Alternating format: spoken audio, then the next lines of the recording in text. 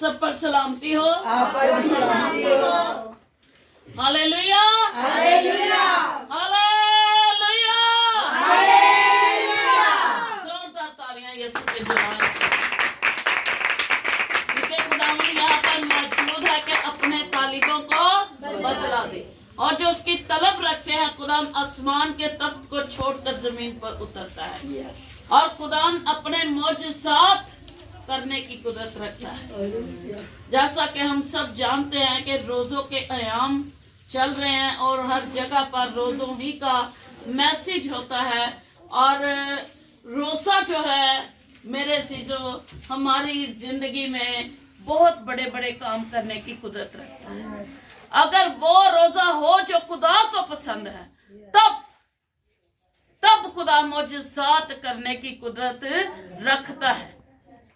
और हमारी जिंदगियां मौजज़ातों से भरी हुई हैं, क्योंकि जो ईमान के साथ मांगता है और जो ईमान के साथ रोजा रखता है नेक सोच के साथ, तो खुदा आसमान के तख्त को छोड़कर जमीन पर उतरता है ताकि उनकी जिंदगियों में अपने मौजज़ों को कायम करे। Hallelujah, hallelujah. देखेंगे हम खुदावंद के जिंदगी बख्श कलाम में से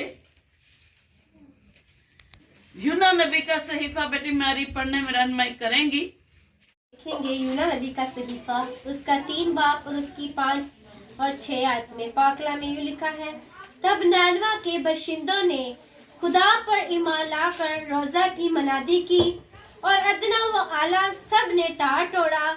और ये खबर नैनवा के बादशाह को पहुंची और वो अपने तख्त पर से उठा और बादशाही लिबास को उतार डाला और टाट ओढ़ कर राख पर बैठ गया। खुदा का पाक कलाम पढ़ा और सुना जाना हम सबों की जिंदगियों के लिए बाइस से बरकत हो। आमीन। यहाँ पर कितनी खूबसूरत बात सीखने के लिए मिलती है। अदनी और आला, इसका मतलब क्या है? अदनी और आला, बहुत अमीर लोग, बहुत गरीब लोग, सब यकसा हो जाए। बादशाह ये ना समझे कि मैं बादशाह हूं, मेरे पास किसी चीज की कमी नहीं, और गरीब ये ना समझे कि मैं तो गरीब हूं, मेरे पास कुछ भी नहीं। खुदा ने कहा अदनी और आला दोनों जो हैं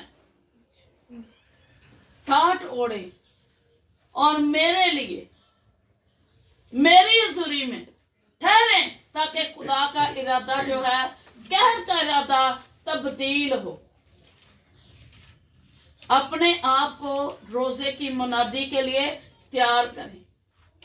मुबलिस हों, राख पर बैठ जाएं, टाट पर बैठ जाएं और सब मुबलिस हों। यहां तक के इंसान तो इंसान है जो अक्ल भी रखते हैं, समझ भी रखते हैं, काम भी कर सकते हैं, लेकिन यहाँ पर खुदा ने चरिंद परिंद और जानवरों का भी रोजा रखवाया। यहाँ तक के शीरख्वार बच्चों को भी उनकी माँ ने दूध ना दिया,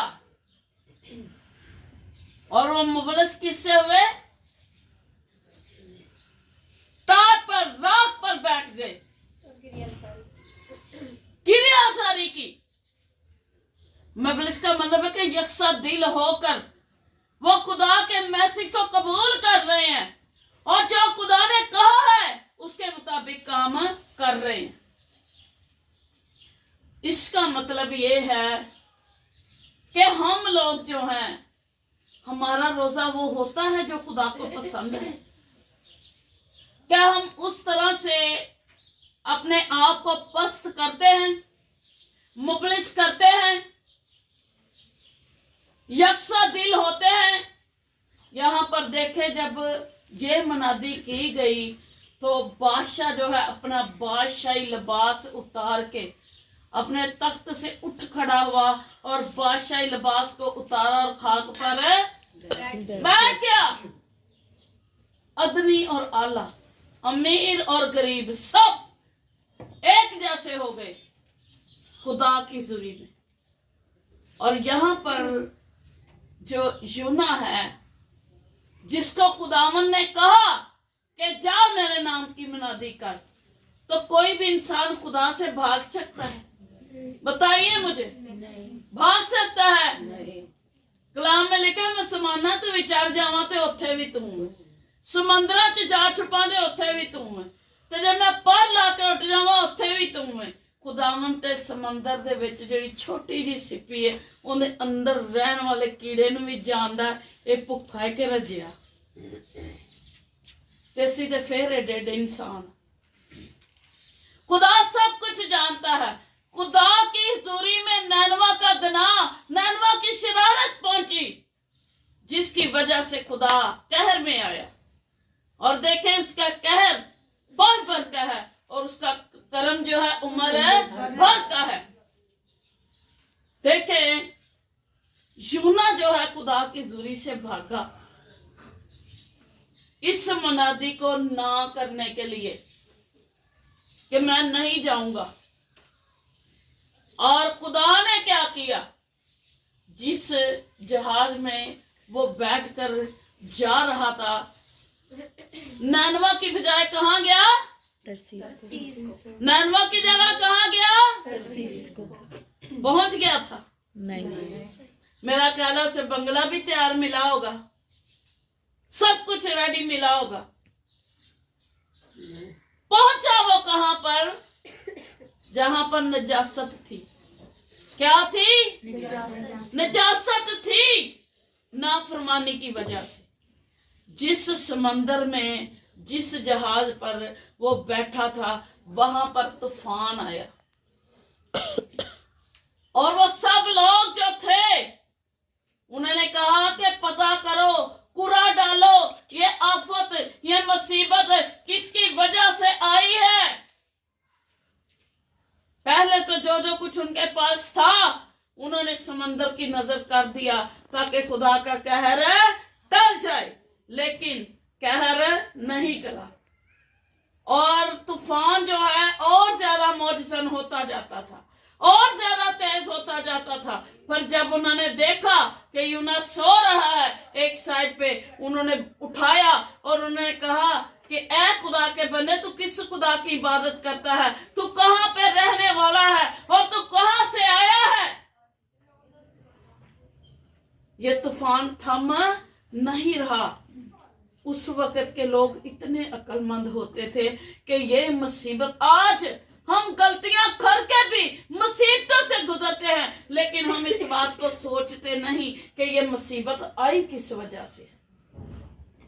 इस मुसीबत के आने का रीजन क्या है, हम ये नहीं सोचते, नुकसान उठा लेते हैं। लेकिन उन्होंने ये सोचा, उनकी अकल ने काम किया कि ये मुसीबत किसकी वजह से है।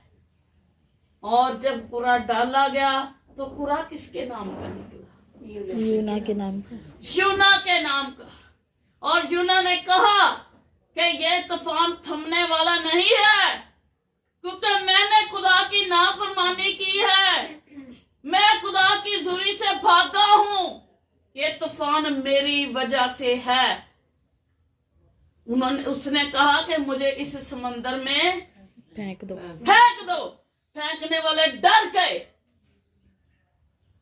उन्होंने कहा नहीं, और उसने कहा ये तूफान तब ही थमेगा। और जब उसे फेंका गया तो खुदा जो है हुक्म करता है, सिर्फ हुक्म। अब इंसान, वो नौजवान कितना जवान होगा। यहूदी इस्राएली तो वैसे इतने जवान होते थे और इतने खूबसूरत होते थे और कद काठ उनके बहुत होते थे, तो अब मछली कितनी बड़ी होगी? बताए मुझे, कितनी बड़ी वो होगी जिसको यीशु ने हुक्म दिया कि इसको क्या करो? उसकी नाफरमानी ने उसको नजासत में फेंक दिया। और मछली जो है, मछली के अंदर कोई भी चीज चली जाए, उसका मैदा इतना स्ट्रांग होता है कि वो पत्थर को भी चिकनाचूर कर देता है। लेकिन जिसको उसने अपने अंदर रखा, उसका वो कुछ भी बिगाड़ नहीं सका, क्योंकि उसने फिर तौबा करके वो मुनादी करनी थी जिसके लिए खुदा ने उसे भेजा। आप सोचें कि आप पर मुसीबतें आ रही है, आफतें आ रही हैं, तकलीफें आ रही हैं, आप बचते जा रहे हैं। आप ये सोचें कि खुदा आपको अपने लिए इस्तेमाल करना चाहता है। और फिर खुदा ने 3 दिन 3 रात उसके वहां पर रहने से जब उसने तौबा की तो फिर खुदा ने मछली को हुक्म दिया कि इसको क्या कर, खुशकी पे उगल दे। और उसने उसे खुशकी पर उगल दिया। फिर वो नैनवा में गया और फिर उसने वहां पर जाकर तौबा की मनादी करवाई। फिर भी वो क्या सोचता है कि खुदा तो खुदा ही है। वो जानता था, वो कहता कि मैंने खुदा से जब बातें कर रहा है, मैं जानता था कि तू खुदा है, तू ऐसा नहीं कर सकता, तू दुनिया को तबाह नहीं कर सकता। लेकिन खुदा का जो हुक्म है उसे हम टाल नहीं सकते, वो हमें करना ही है। अब जब वो मनादी के लिए गया, और वो आपको पता है वो यूना जो था वो गंजा था, और जब वो पहले गया तो गर्मी की तपश से बहुत घबराया और कहने लगा कि ऐ खुदा, मेरा तो मर जाना ही बेहतर है, कि धूप जो है मुझे सता रही है, मुझे परेशान कर रही है। वो झोंपड़ी बनाकर बैठा हुआ था और खुदा ने रात को एक बेल उगाई, कद्दू की बेल उगाई, और रात ही को वो उगी, रात ही को वो बड़ी। और जब सुबह धूप लगी तो जब वो उसके नीचे बैठता है यूना तो खुश हो जाता है। और दूसरे दिन फिर खुदा एक कीड़े को हुक्म करता है, तो वो कीड़ा उस बेल की जड़ को काट देता है और वो बेल जल जाती है। तो इतना गमगीन होता है, कहता है कि मेरा इस तकलीफ से बेहतर है कि मैं मर ही जाऊं, मेरा मर जाना ही बेहतर है। खुदा ने कहा इस बेल के लिए तू इतना दुखी हो रहा है जिसको तूने लगाया ही नहीं, जिसके तूने बीज को बोया ही नहीं, जिसकी तूने गोडी की ही नहीं है, जिसको तूने खाद डाली नहीं है, जिसके बढ़ने में तूने मेहनत की ही नहीं है, इसका तुझे इतना दुख है। तो मैं अपने लाखों जो लोग हैं इनको ऐसे ही तबाह कर सकता हूं,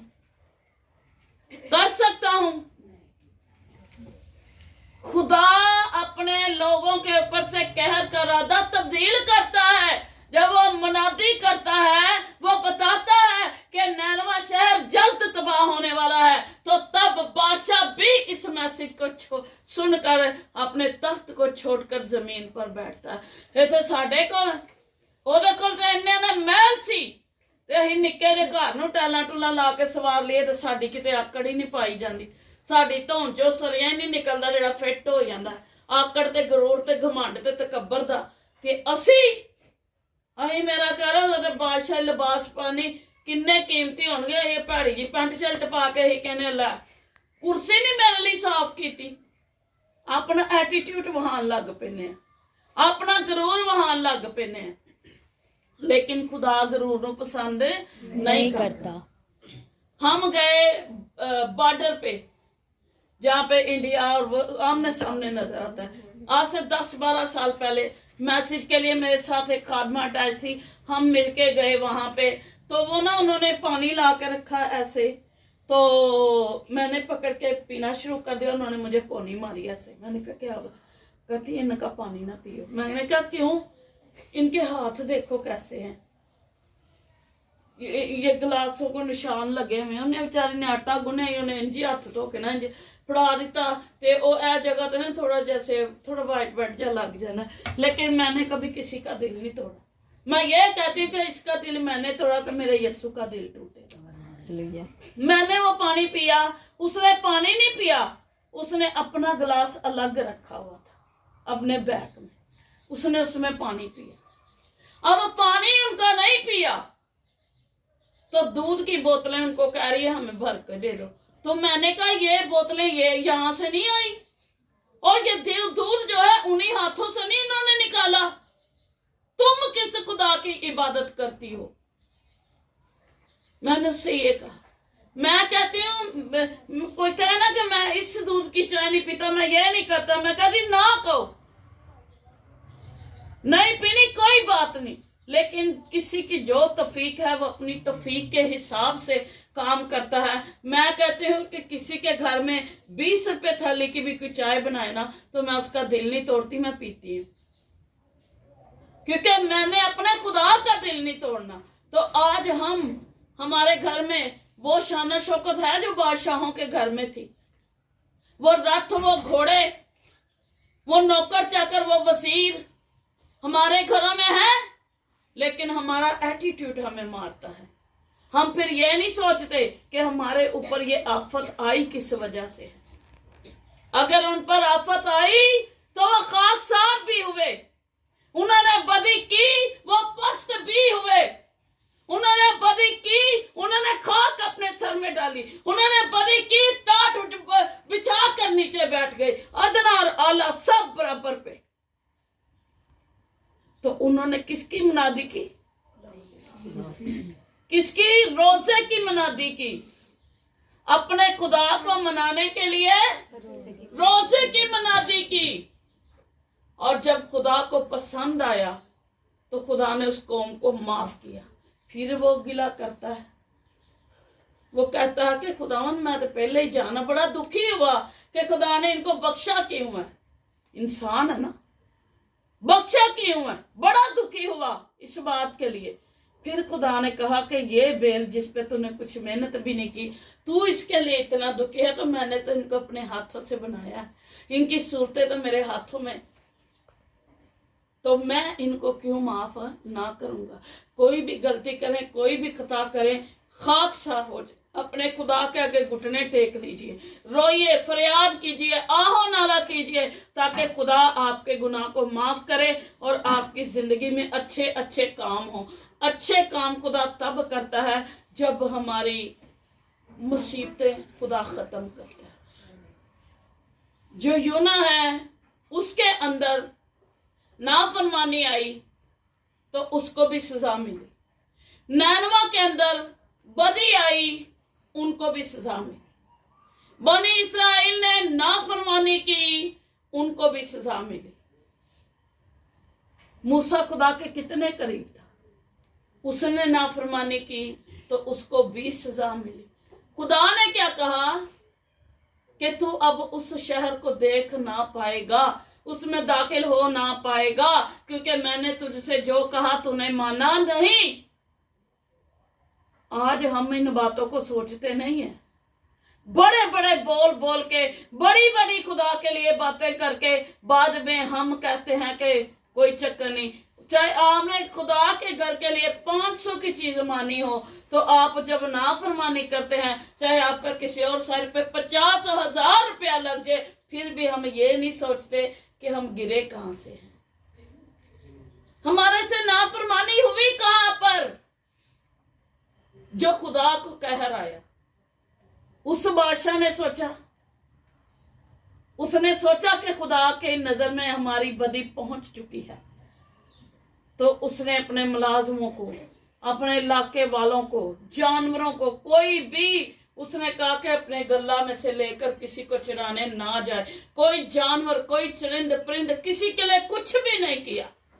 सिर्फ उन्होंने ये किया कि रोजे की मनादी की, अपने खुदा को मनाया।